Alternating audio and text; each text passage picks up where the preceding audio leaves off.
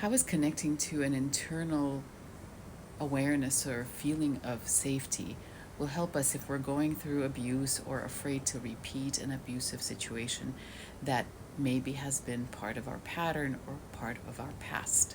Welcome to my morning meditation time. The first thing to say that the feeling of safety versus real safety are two different states. If you've gone through any type of abuse from the world in the past, especially when you were not connected to your own feeling of agency, when maybe you were very young, it is likely that a part of your own sense of self has incorporated an idea that you are unsafe and vulnerable to that particular threat. Maybe it's a narcissistic person, manipulative person, racist person, a person with bad intentions. And because this part has become a part, this idea has become part of your identity, part of your sense of who you are, it does not get questioned anymore. But the way that part creates a feeling of safety, if it starts building up defenses against the type of threat that was the impetus for you assuming the thing about yourself that is now driving your life. So the identity feels safe by building up defenses. It feels safe by keeping most of the world out, just not to let in that one threatening thing. And if you have been through abusive relationships or partnerships, you know that you're not really keen on the idea of opening yourself up to the world. So the kind of experience in life that you want can really come because you do not want to let your guard down enough to let through that one thing that could threaten you.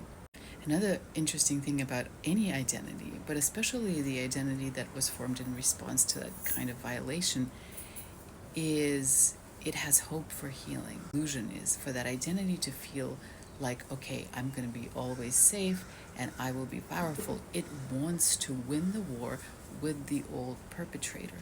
So it's going to keep filtering your experience. You're going to keep, quote unquote, attracting the same type of behavior, not because you like to suffer, but because you want to win.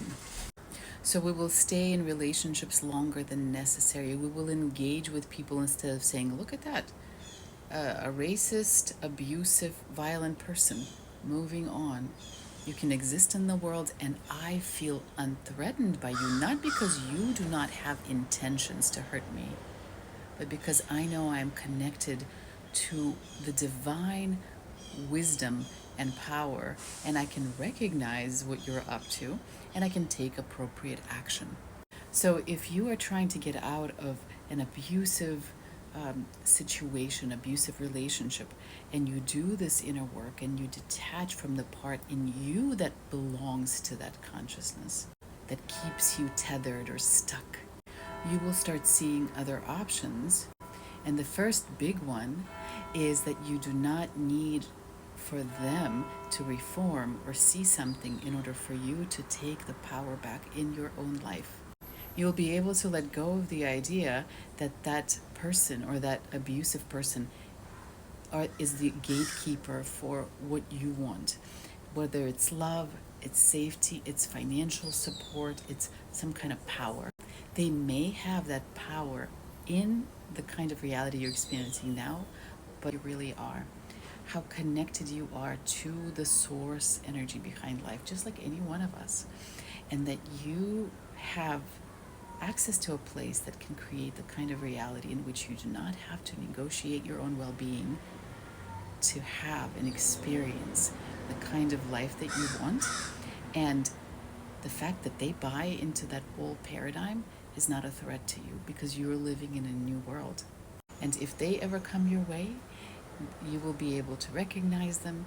And by feeling completely unthreatened, you might actually be a transformative power in their life as well. Because honestly, we can all be caught up in unconsciousness, or we can all start living from that new place and become the change we wish to see.